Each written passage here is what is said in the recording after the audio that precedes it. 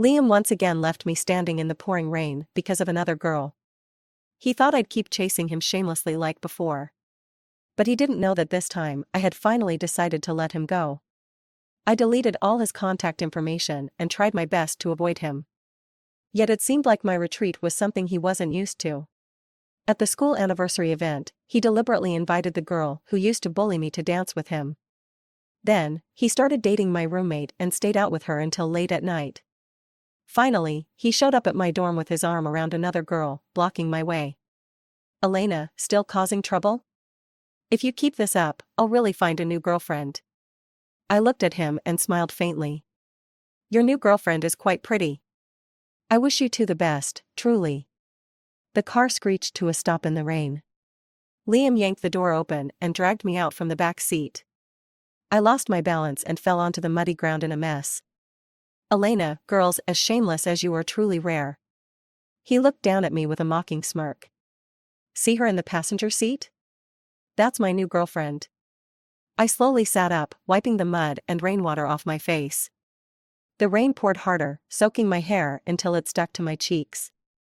The mud washed away, revealing a pale, small face underneath. Liam's eyes flickered slightly, and he frowned. Go home by yourself. Stop following me. With that, he turned to get back into the car. Liam. I reached out with my muddy hand and lightly tugged on the hem of his jacket. So, we're officially over now, right? As soon as I said that, laughter erupted from the car. His new girlfriend's voice was sugary sweet. Your ex-girlfriend is so clingy. Liam chuckled impatiently, pulling his jacket free. Elena, enough, okay? I admit, I used to like you. But now, I'm over it. Got it? I nodded, my drenched clothes clinging uncomfortably to my skin, icy and suffocating.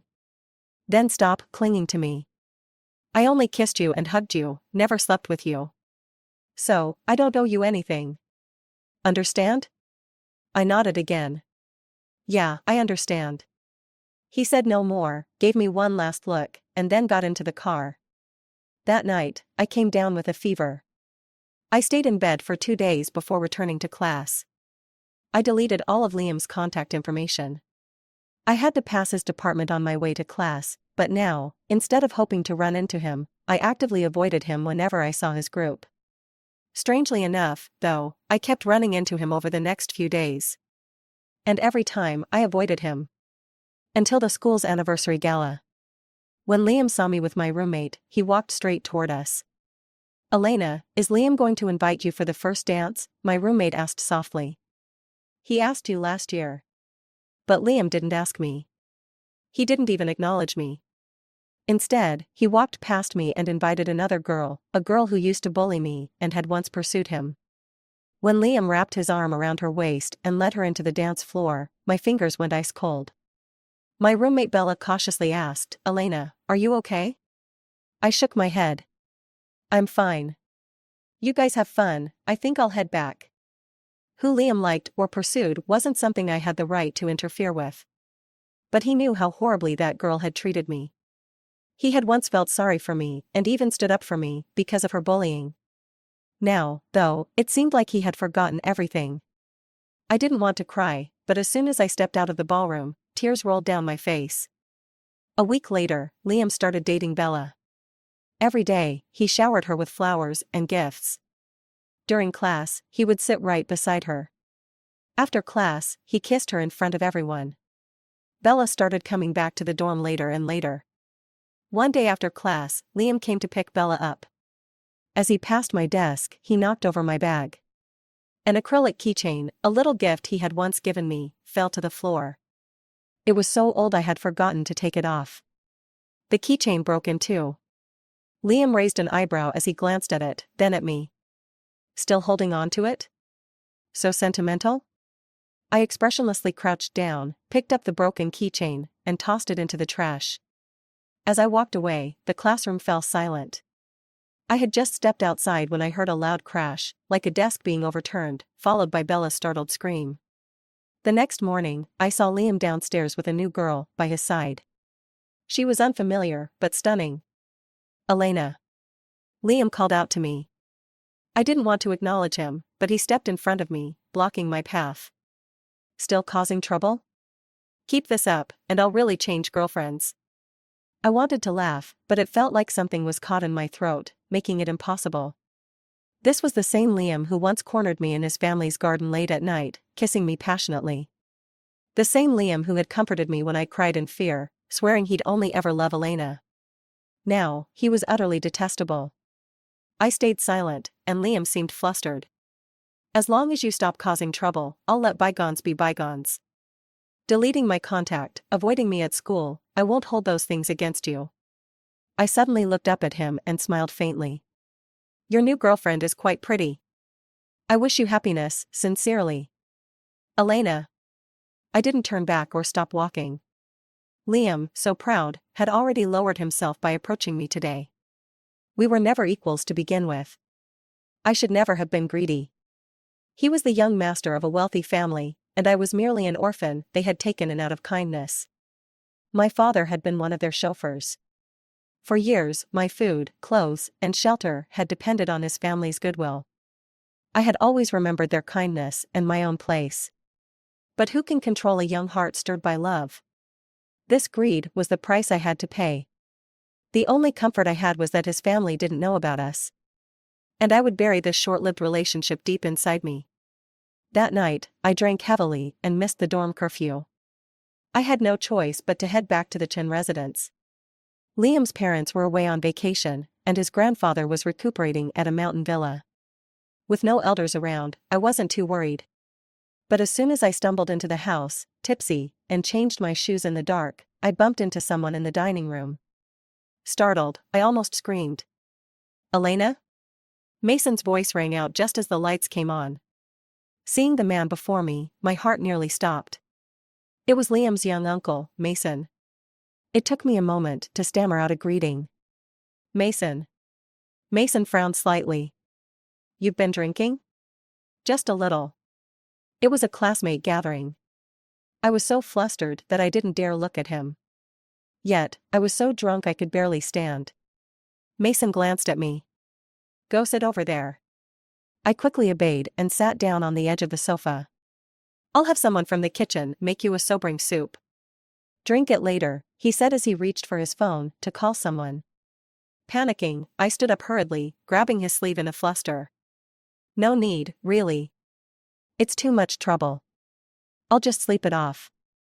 After all, I wasn't a part of their family. Even though the elders were kind and affectionate toward me, I always remembered my place and never crossed the line. Mason pulled his arm back coldly. Disoriented and weak-kneed, I lost my balance and collapsed to the floor when he yanked his arm away. Mason was tall, and as I fell to my knees, my forehead struck his belt buckle directly. The sharp edge cut into my skin, leaving a bloody scratch that quickly oozed droplets of blood. Clutching my wound, I teared up from the pain. Mason. Mason immediately removed my hand, cupped my face, and bent down to inspect the injury. Just then, the sound of staggering footsteps echoed from the entrance. This was followed by Liam's drunken voice calling out, Elena, Elena. Mason's expression shifted slightly as he looked at me. My heart pounded wildly, terrified he might suspect something. In desperation, I wrapped my arms around Mason's waist and buried my face in his chest to hide. Elena. Liam's voice grew closer, and as he stepped through the doorway, he saw Mason bending over, holding a girl in his arms. The girl was kneeling in front of Mason, her arms wrapped around his waist. The intimate and suggestive posture sobered Liam up instantly. He spun around, intending to leave, but his drunken stumble caused him to knock over a decorative piece on the cabinet, creating a loud crash. Liam's breathing hitched. In the entire family, the person he feared most was his uncle Mason, who was only a few years older than him. And now, catching Mason in such an intimate moment with his girlfriend, Liam wished he could disappear on the spot. Mason, I'm sorry. Liam stammered. Get out, Mason said, his tone calm and steady as always. Yet, it made Liam's heart pound wildly. He dared not linger and fled as quickly as he could. The door slammed shut behind him. Mason's face turned cold as he pushed me aside. I quickly put some distance between us, not daring to look up. The pain from the wound on my forehead burned like fire, but I didn't dare touch it. I'm sorry. I didn't mean to. I stammered, unable to admit that I'd acted out of fear of Liam discovering us. Mason looked at me sitting on the floor, dazed and pale, with the blood on my forehead drying and the edges of the wound red and swollen. His expression softened slightly. Come with me. Let's treat your wound, he said, turning toward the stairs. I didn't dare delay and scrambled to get up, though my legs were so weak I could barely stand. Leaning against the sofa for support, I steadied myself. Mason walked a few steps, then turned to look back when he noticed I wasn't following. Elena, he called, his voice calm but firm. Tears welled up in my eyes. I can take care of it myself in my room. There's no need to trouble you, I whispered, my voice trembling. He was silent for a few seconds. As you wish, he replied before turning and heading upstairs. I watched his retreating figure, my emotions in turmoil. It was too late to say anything now. All I could hope for was that Mason hadn't noticed anything suspicious earlier. I stumbled back to my room in a daze. A short while later, there was a knock on the door. Opening it, I found a servant holding a bag. Miss Elena, Mr. Mason asked me to bring you these ointments. I took the bag, staring blankly at the contents inside. Please thank him for me, I said softly. Of course. Rest well, the servant replied before leaving. As I closed the door, my chest felt inexplicably heavy. The next day at school, Liam cornered me as soon as I arrived. Still hungover and weighed down by everything that had happened, I hadn't slept all night and was in no mood to deal with him. I ignored him and turned to leave. Elena, he called out, not chasing after me. But his next words froze me in my tracks. I'm planning to tell my parents about us. My mind went blank. Are you crazy? Anger and fear made me tremble, my hands and feet cold. Liam stepped closer, frowning as he noticed the injury on my forehead. What happened to you? It's none of your business. Answer me, why would you tell your parents? Who said we're over? Liam sneered. Couples break up and get back together all the time. I'm here to patch things up with you. We're the same as before. You're still my girlfriend. Liam smirked, his tone both mocking and malicious. If you don't get back together with me, I'll tell my parents that you seduced me. That night, you took off your clothes and climbed into my bed on purpose. You're the reason I lost control. Do you think they'd believe you're innocent after hearing that? You're despicable, Liam. I cried, furious. I raised my hand and slapped him hard across the face. The sound echoed, leaving red marks on his cheek. I admit I went too far before. I'm sorry, Liam said, touching his face and suppressing his anger. This slap settles the score, okay? Let's move on. He leaned in, trying to embrace me as he always had. Don't make this harder than it needs to be. You know how much I like you.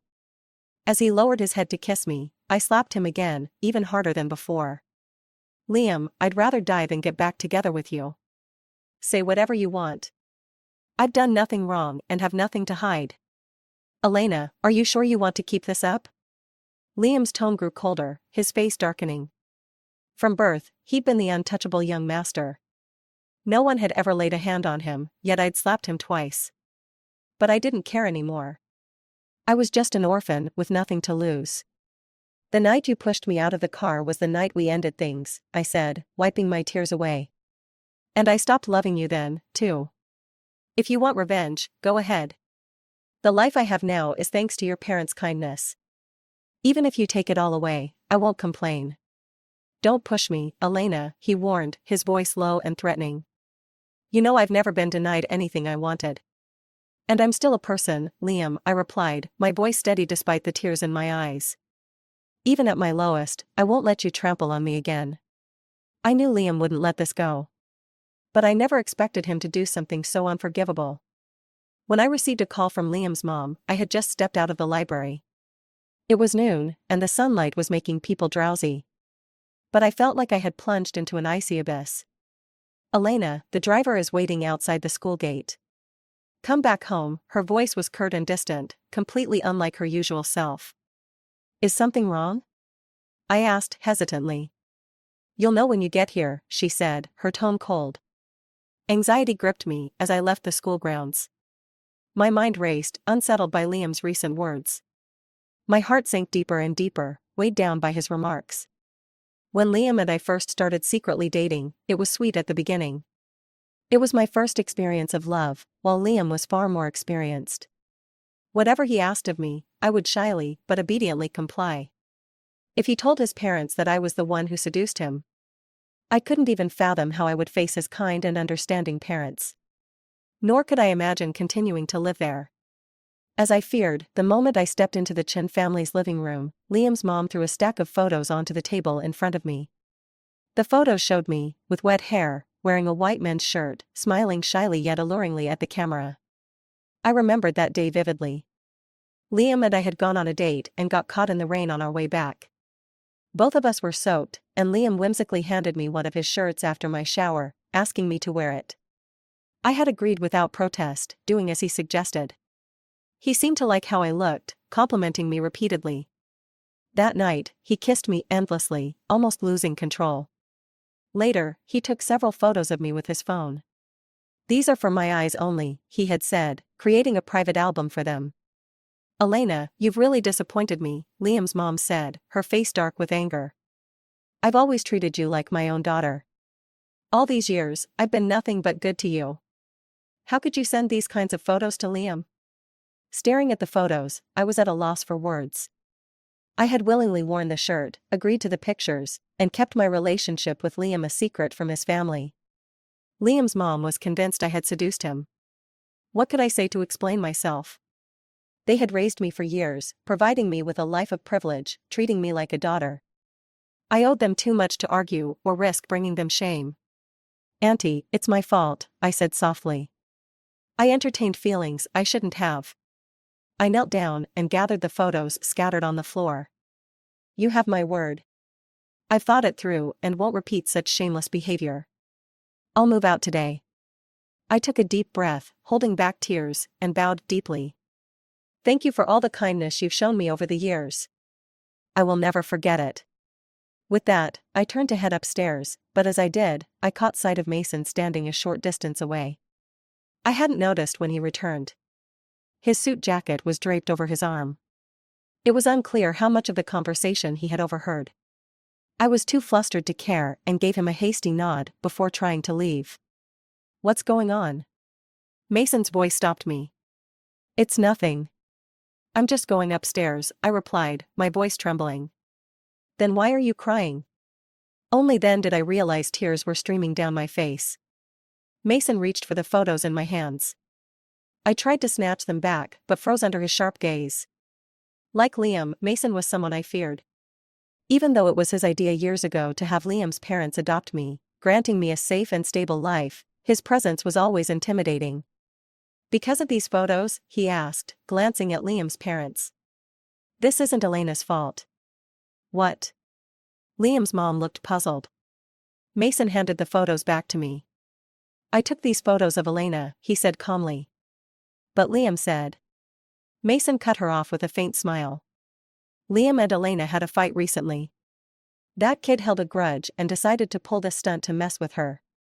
Liam's mom let out a breath of relief, but still looked skeptical. "Then why would you take such photos of Elena?" "She's still a child," Liam's father added with a frown. I stood frozen, overwhelmed and confused by Mason's unexpected intervention. Mason walked over to me, his hand resting lightly on my head. "She's 21 now. Hardly a child anymore," he said. "And dating isn't a crime, is it?" The situation ended in a bewildering way. I inexplicably became Mason's girlfriend.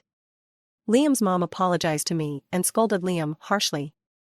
"He's getting more and more out of hand these days." "Exactly. He used to bully Elena, but now he's gone so far as to pull a prank like this. Elena's reputation matters, especially since she's a girl.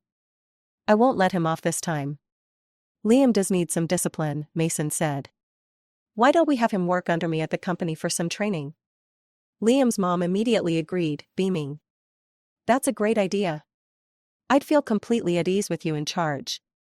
"Don't hold back," she added. "Don't worry," Mason replied. Then he turned to me. "I'll take Elena out for dinner. We won't be back tonight." In the car, Mason finally let go of my hand. He gave the driver an address, then turned to me. Elena, I remember you were 9 when you first came here. Yes, I replied, startled by his sudden reminiscence. When did you start dating Liam? About a year ago, I stammered. But we've broken up. Do you still like him? I hesitated, feeling a dull ache in my chest, but I shook my head. No, I don't. Mason nodded slightly. Are you sure? Yes, I said firmly. Good. Tomorrow, you'll move out, he said. I'll have someone pick you up once your things are packed. Pick me up? Where to? My place, Mason replied matter-of-factly. But you're my girlfriend now, aren't you? But that's just a pretense to help me out. Don't want to? Mason raised a brow. And no, it's just. You're Mason. You're my elder. Elena, he interrupted. I'm Liam's uncle, but we're not related by blood.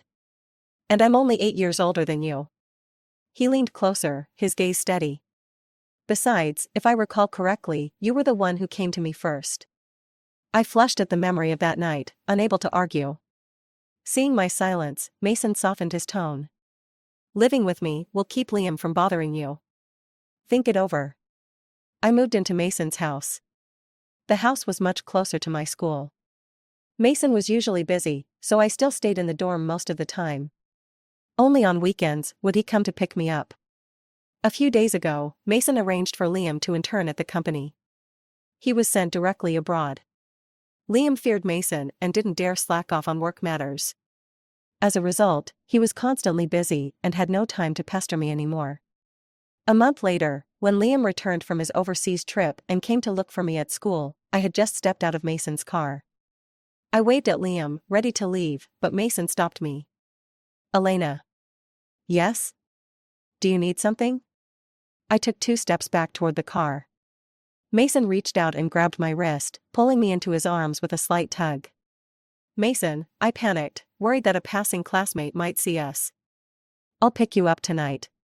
He let go of my wrist, and I quickly stood straight. But just then, someone roughly grabbed my arm. Elena. Liam's eyes were practically blazing with anger. What are you doing?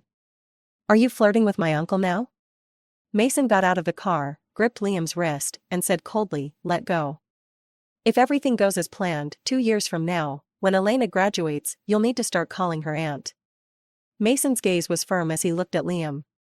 So, starting this moment, you'd better show her some respect. Liam was utterly stunned, and even I looked at Mason in shock. Elena, go back to the dorm. No. She can't leave. Liam was on the verge of breaking down. He held on to me tightly. Mason, she's my girlfriend. This isn't funny. No one is joking with you. Mason's cold gaze landed on Liam's hand. Take your hand off her. I don't believe it. I just don't believe it. Liam shook his head repeatedly, looking at me. I know. You're doing this on purpose, to provoke me, aren't you? Seeing Liam refuse to let go, Mason didn't waste any more words. He called his assistant. Get him out of here. Liam struggled, but Mason's stern look made him stop. Try causing trouble again and see what happens. Liam was unwilling, but he didn't dare make another scene. After Liam was escorted into the car, Mason walked over to me. Don't overthink it. I'll handle this. Got it. I'll pick you up tonight. Go on. Mason waited until I entered the dorm building before getting back in his car and leaving. As soon as I walked into the dorm, Bella turned and left with a cold face. She had dated Liam for half a month before he dumped her. It wasn't until after their breakup that Bella realized she'd been used. Liam had only dated her to provoke me. After learning the truth, Bella harbored some resentment toward me. I wanted to make amends, because Bella had been one of my first good friends in college. We used to get along really well. If it weren't for Liam, we wouldn't have had a falling out. Elena, do you think you two can make up? To be honest, Liam was such a jerk. No wonder Bella's upset. I felt the same way. A girl like Bella couldn't possibly withstand Liam's charm. I'll go talk to her. Yeah, you two should have a proper conversation. After all, you're in the same dorm. Bella and I talked for a long time. Though she still had some lingering grievances, she was willing to mend our friendship. That evening, Mason came to pick me up as promised. He had probably been out socializing and smelled of alcohol.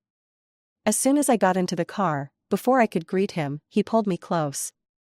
Startled, I tried to push him away, but his grip tightened. Elena. Mason, you're drunk. I am, but I'm very clear-headed. His slightly tipsy eyes gazed at me, gradually softening. Can I? I didn't reply, but I also didn't shake my head. Over time, I'd started to see him in a different light. What once felt uncomfortable had turned into a desire to spend more time with him. Mason pulled me into his arms and lowered his head to kiss me. His lips carried the strong scent of alcohol, and I, not used to drinking, found it overpowering. I shook my head, trying to push him away. Mason opened his eyes, looked at me, and stopped. Instead, he buried his face in my neck, looking tired. Elena, his voice was husky as he tugged at his tie. My head hurts. For some reason, the fear and distance I usually felt toward him seemed to melt away in his rare moment of vulnerability. Do you want to see a doctor? No hospital, he said, shaking his head and hugging me tighter. The smell of hospitals makes it worse. Then what should we do? I saw you massaging Grandpa before, he said, looking at me. Do the same for me.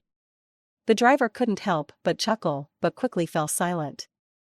I muttered under my breath, are you really drunk or just pretending? This behavior was so unlike Mason. Summoning my courage, I gently placed my hands on his temples. Let me know if it feels uncomfortable. After a while, when he didn't respond, I asked softly, is this pressure okay? Moments later, Mason suddenly grabbed my wrist. Stop talking. It's noisy. I held my breath and increased the pressure slightly. In the dim car, a faint smile seemed to form at the corner of Mason's lips. If I hadn't seen it with my own eyes, I would have thought it was my imagination. From that day on, my relationship with Mason seemed to grow closer. When we lived at the old family house, I had been terrified of him. The moment I saw him from afar, I would avoid him like a mouse avoiding a cat. But now, under the same roof, I occasionally dared to talk back. Mason was extremely busy, but every Friday night, without fail, he would come to pick me up. Even though we lived in the same house, we slept in separate rooms. Mason was reserved and disciplined, a true gentleman. Except for a goodnight kiss on weekend nights, he rarely showed any physical affection. Living with him, I gradually felt at ease.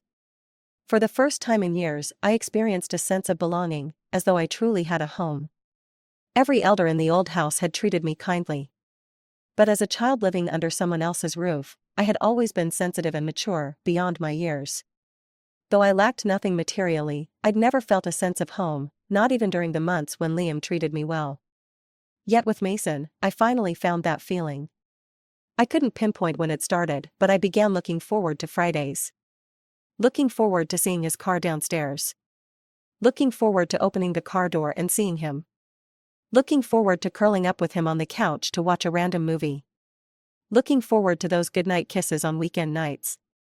I loved hearing him call me Elena. It felt intimate, like a warmth that softened my heart. It made me feel like a little girl again, someone who could be willful without the fear of being disliked or sent away. On the eve of summer vacation, Mason had a 2-week business trip to France. Initially, he planned to take me with him. But I had an important exam coming up, so I couldn't go with him. The day I finished my exam, Bella suggested a night out at a bar with our dorm mates to unwind. After taking a shower back at the dorm, I was drying my hair when I made a video call to Mason. It took him a while to pick up. In the video, Mason was wearing a navy blue shirt, sitting in what appeared to be an office. By my calculations, he still had 3 days before coming back. Yet, from the second day of his trip, I already started missing him. Heading out? He asked. Yes, I'm going to a bar with my dorm mates later. We might have a few drinks.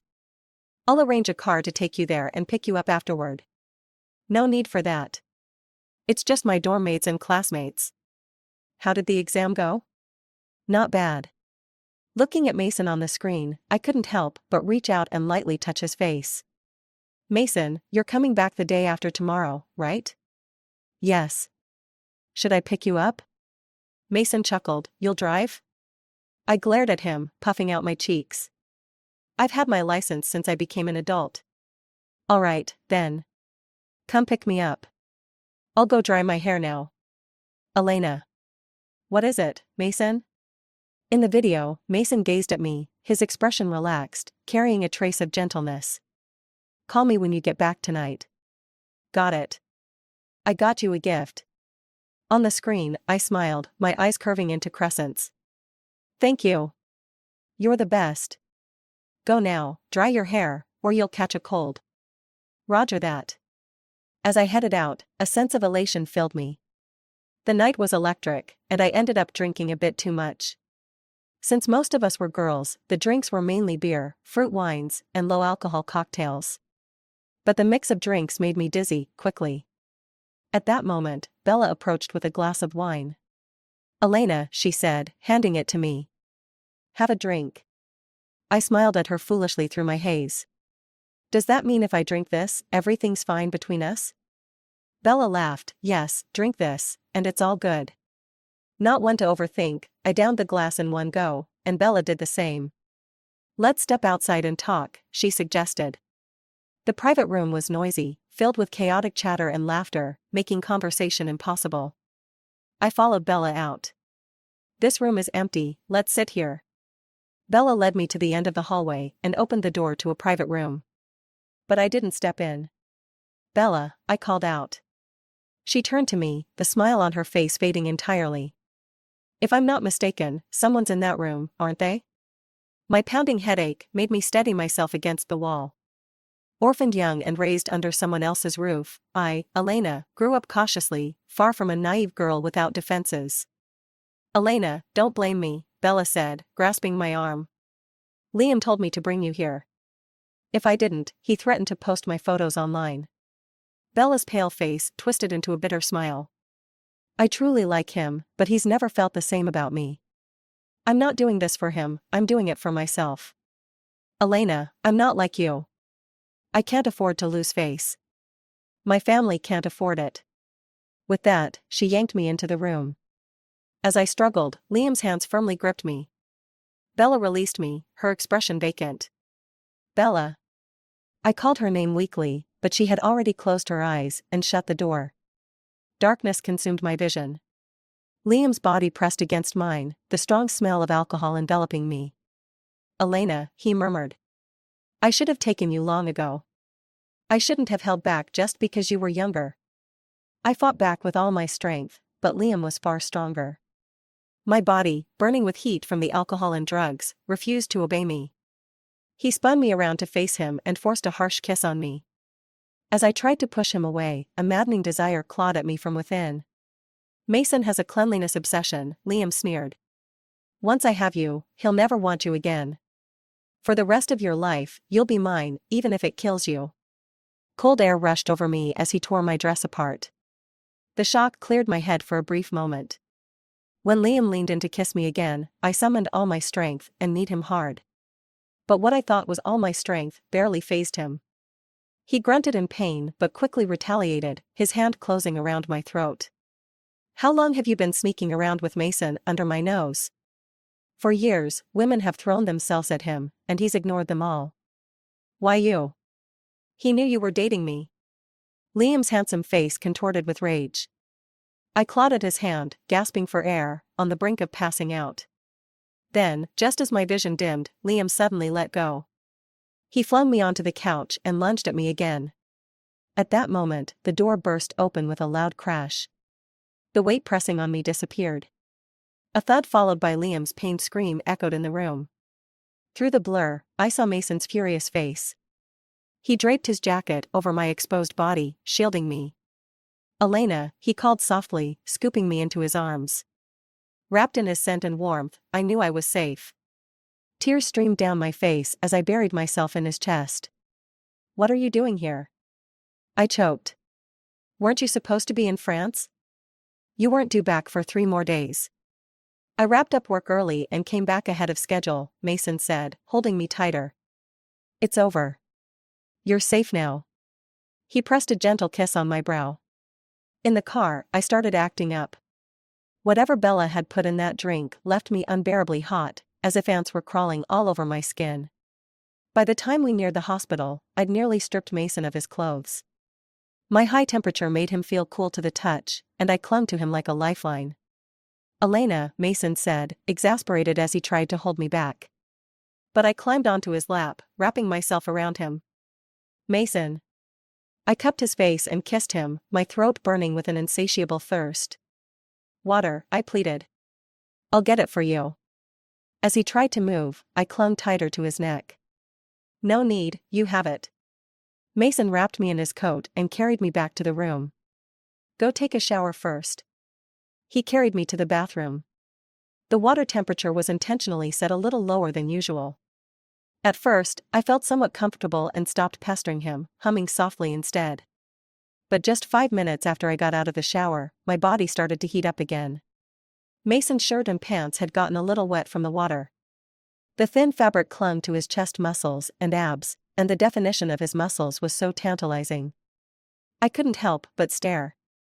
I couldn't resist reaching out to touch him again. This time, he didn't push me away. Instead, he picked me up and sat me on the sink, grabbing my chin and kissing me deeply. When I was feeling dizzy from the kiss, he whispered in my ear, "Elena, are you still uncomfortable?" "Uncomfortable. Do you want to feel better?" I nodded vigorously. Mason lifted me up, "Hold on tight. But there's no such thing as a free lunch. If you want comfort, there's always some suffering at the start." I almost kicked Mason off the bed. But I still felt wronged. "You're a liar, you're bullying me." Mason restrained my thrashing legs. He grabbed both my wrists with one hand and pinned them above my head. He leaned down, and that smile of his was almost devilish. "Yes, I'm bullying you." His smile made me feel dizzy. Before I knew it, he had his way with me for the whole night. Liam stayed in the hospital for 2 weeks. That night, he had the misfortune of being kicked to the ground by his uncle, breaking 2 ribs. As soon as his injuries healed, he was sent abroad. As for Bella, Mason asked for my opinion. I hesitated for a long time. If I pursued this matter, what Bella did to me by drugging my drink was no small thing. It was a criminal offense. She would never graduate, and there would be a permanent stain on her record. But I'm not a saint, so in the end, I decided to call the police and let them handle it. The police's findings were never made public, but not long after, Bella was expelled from school and forced to withdraw. I was at school the day her parents came to pick her up. She cried uncontrollably as she left the dorm with her family. I felt a little upset inside. But no matter what, if you make a mistake, you have to pay the price. When Mason called me, he could tell I wasn't in a good mood. He drove over to pick me up that evening. That night, he didn't take me out for a fancy dinner. He cooked dinner himself, steak and pasta. We had a little red wine with it. Later, while cooling off on the terrace, I asked him, "Did you like me all along?" Mason shook his wine glass. "I'm not that perverted." I couldn't help but laugh. "I didn't mean years ago." Mason lowered his head and took a sip of his wine. "I mean before you secretly started dating Liam." "Then why didn't you tell me?" Mason put his glass down and extended his hand to me. I took his hand and snuggled into his arms. "If I hadn't broken up with Liam, would you have kept quiet about it forever?" "No." Mason stroked my hair. "I wavered when I realized you weren't happy with him." "When did you realize?" "One night I came back late, and you were crying alone in the garden. I heard you calling Liam over and over again, but no one picked up. Eventually, you were blocked. I thought you'd be crying even harder, but you weren't." Mason paused here. He pulled me in closer, and his voice dropped. "You didn't cry, but instead, you muttered to yourself." "What did I say?" Mason kissed me lightly. "You said, 'It's no big deal, Elena, it's not like this is the first time I've been abandoned. There's no reason to cry.'" Tears silently streamed down my face. I was just telling the truth. After my mom and dad divorced, it was just my dad who raised me. When I was little, I hated my mom for leaving me, but later, when I heard she passed away from illness, I was still heartbroken. Then, my dad left me too. From childhood to now, I've had to face farewell after farewell. So later on, as I grew up, breakups didn't hurt as much for me. It felt like I had already gotten used to it, living alone, just me. It won't be like that anymore. Mason gently patted my back. Elena, I'll be with you from now on. Why do you like me? Mason looked down at my tear-streaked face. At first, it was pity. You were just a little girl who became an orphan, and that was really sad. Then, as I watched you grow up, clearly walking on thin ice, but pretending everything was fine, it made me feel heartbroken. But pity and heartache aren't the same as romantic love. Mason smiled lightly. Later, when I found out you and Liam were secretly dating, I couldn't sleep for half a month. I knew something was off. Then why did you act like that? You clearly liked me. That night when I hugged you while you were drunk, why were you still so mad? I thought you were just using me to make Liam jealous. I'm not that bored. I poked his chin. I don't like him anymore. What about me? I felt a little dazed, staring at Mason, yet in my mind, I saw that young man from more than a decade ago. Slim and handsome, standing tall like a poplar, his presence outstanding. The living room was full of people. I still wore the white flower on my chest. Dad's funeral had just ended. They were discussing what to do with me, the orphan. My dad had died on duty, and Liam's grandfather, a kind man, had helped with the funeral arrangements. The old man even opened a bank account for me and deposited the compensation money there. At the time, distant relatives surfaced, eager to adopt me. It would have been the easiest arrangement for their family. Liam's parents were all for it. I was only 9 at the time. But I had a vague understanding that I would probably have to go with these relatives I had never met to another province. I had never seen these relatives before, but now, they came out of nowhere, pretending to be kind. Even as a child, I could sense their insincerity. It must have been because of the $2 million in compensation.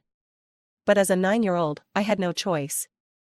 I was like a drifting reed, just going with the flow, being controlled by others. But then Mason suddenly spoke up. Let her stay here. What's the problem with one more person at the table? We can afford to feed her. After all, her father died serving us. Our family taking care of her would look good on us. After saying that, he walked over to me and took my hand. Elena, do you want to stay? At that moment, I was as frightened as a bird shot with an arrow. But when Mason held my hand, it felt like a drifting boat had finally found a shore. In my subconscious, I always felt that this uncle, who had no blood relation to me, was somehow far more reassuring than the so-called cousins and their spouses. I nodded through my tears, gripping his hand and refusing to let go. Mason wiped my tears away. Then stay here. He was highly favored in the family. The old man, who adored his youngest son, who was so like him, both wise and steady. He rarely asked for much, but since he had spoken up this time, the old man, of course, wouldn't refuse him and immediately agreed. From that moment on, I stayed with their family. A driver's daughter, yet I was raised in comfort, like a young lady. My fate was rewritten because of Mason. Round and round, the man I once timidly called Mason had become my boyfriend and gave me a home. My eyes grew wet and warm. Mason. Thank you. Elena, you know what I want to hear. I held him tightly, not letting him see how disheveled I looked from crying. He would never know that when I was young, I often dreamed, and in those dreams, the people who appeared would always take the form of Mason. As I grew older, my courage became smaller. I thought I could never touch someone like him, and so I stopped daring to dream of him. I deliberately erased him from my mind. The young girl's budding feelings were severed before they could even fully grow. But luckily, fate had its way, and now, we had reconnected. Carry me to the bedroom, and I'll tell you everything. All right. Mason picked me up. I rested on his shoulder, feeling the rhythm of his heartbeat. It turned out that every love story had its trace to follow. When Mason, at 17, had taken the hand of 9-year-old Elena. Now, at 21, Elena was more than willing to offer him her whole life. And,